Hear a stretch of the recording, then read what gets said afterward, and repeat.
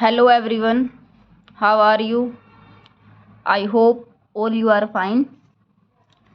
अब हमारा टारगेट है कुरुक्षेत्र यूनिवर्सिटी जो बीए करवाती है प्राइवेट, उन बच्चों को कैसे पास करवाना है जिनका अब जून में पेपर है।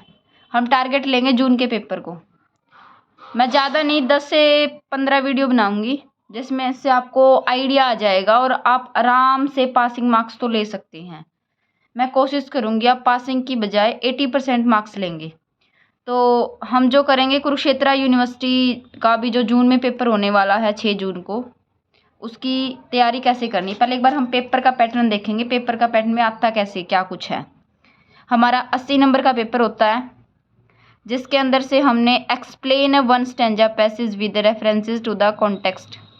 हमने ये हमारे स्टैंजा दे रखे हैं, हमने इन स्टैंजास को एक्सप्लेन करना है। एक्सप्लेन आपने पहले ये लाइन पढ़नी है और किस तरीके से आप इसको एक्सप्लेन करोगे ये मैं आपको बताऊंगी कैसे एक्सप्लेन करना है। 8 नंबर का हमारा ये रहेगा, इसी में से हमारा आंसर निकल जाएगा। मतलब अगर हम करके भी आएंगे तो 8 में से हम 6 नंबर यहाँ से ले सकते हैं। सेकंड क्वेश्चन में क्या है, answers any 6 of the following questions in a word phrase and sentences. Second question में इसने बोला है कि आपको कुछ क्वेश्चन दिए गए हैं, इनमें से आपने 6 क्वेश्चन करने कंपलसरी है। या आप एक वर्ड में आंसर दो, या किसी फ्रेज में दो, या फिर एक सेंटेंस में दो। ठीक है, जैसे अभी इसमें देखते हैं हम कितने क्वेश्चन दे रखे हैं। 1 2 8 क्वेश्चन दे रखे हैं। 8 में से हमने 6 क्वेश्चन करने हैं। ठीक है, ये हमारा लिटरेचर का पार्ट रहेगा जो कि मैं आपको बताऊंगी कैसे करना है। यानी कि हमने 2 की छूट, हम कोई भी 2 छोड़ सकते हैं। 8 में से 6 करनी है और एक एक लाइन के हमने इनके आंसर लिखने हैं। नेक्स्ट देखते हैं, अटेम्प्ट एनी 4 क्वेश्चन। अब हमें 6 क्वेश्चन दिए होंगे जिसमें से हमने 4 क्वेश्चन करने हैं। 4 क्वेश्चन करने हैं, एक क्वेश्चन हमारा 3 नंबर का होगा। ये भी मैं आपको लिटरेचर का पार्ट अलग से करवाऊंगी और लिमिटेड सा करवाऊंगी जिससे आप आसानी से अपना पेपर अटेम्प्ट कर पाओगे और उसको क्वालिफाई कर पाओगे। दैट क्वेश्चन नंबर 3 है, answers any 1 question in about 200 words. ये हमारा एक लॉन्ग क्वेश्चन आ जाएगा जिसमें से हमें 2 दे रखे ऑप्शन में से हमने एक क्वेश्चन करना है। अब 12 नंबर का क्वेश्चन है, इसमें आप कम से कम 2 पेज भरोगे। जो आपकी सीट आती है ना ऐसे लैंडस्केप मोड में आती है, वो आप उसकी 2 पेज आराम से फिल करोगे। 2 पेज कैसे, एक ये इधर से फिल कर दिया और एक ये वाला हो गया जैसे। नेक्स्ट है हमारा लॉन्ग क्वेश्चन करने के बाद आते हैं हम हमारे ग्रामर के पोर्शन पे। ग्रामर के पोर्शन पे आपने कुछ नहीं करना, जस्ट रिलैक्स होकर आपने क्वेश्चन पेपर को पढ़ना है और कुछ लिमिटेड सा जो मैं पढ़ाऊंगी आप उनको तो रट के ही जाओगे और उनसे आपको आइडिया आ जाएगा आपने कैसे आपके ग्रामर के पोर्शन को अटेम्प्ट करना है। अब देखो ग्रामर के पोर्शन में हमारे 15 नंबर की ग्रामर है जिनमें से हमने सिर्फ एक एक वर्ड लिखना है। ये भी हमारे बिल्कुल फ्री के नंबर हैं। इनमें हम किस चीज़ पे फोकस करेंगे, जरंड, फाइनाइट और नॉन फाइनाइट। ये टॉपिक मैं आपको अलग से एक वीडियो प्रोवाइड कराऊंगी। अब मैं जस्ट आपको एक आइडिया दे रही हूँ आप किस तरह से प्रिपेयर करोगे। नेक्स्ट है हमारा, री right the following sentences correctly.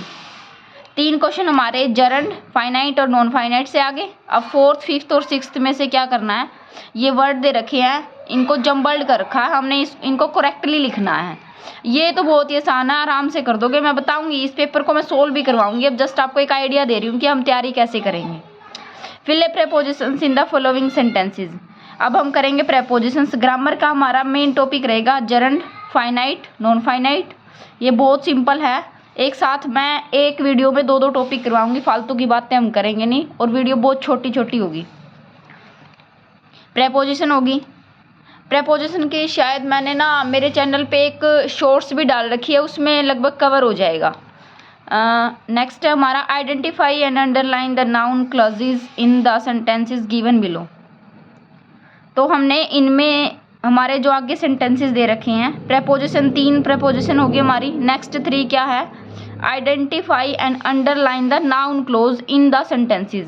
ये सेंटेंसेस दे रखे हैं, इनमें से हमने नाउन क्लोज को आइडेंटिफाई करना है। ठीक है, ये क्वेश्चन पेपर मैं आपको पूरा सोल्व कराऊंगी। अब मैं जस्ट आपको आइडिया दे रही हूँ कि हम कैसे तैयारी करेंगे। कोई ज़्यादा बड़ी महाभारत नहीं है इस पेपर को क्वालिफाई करना। Using the word in brackets rewrite the following sentences. अब यहाँ पे हमारे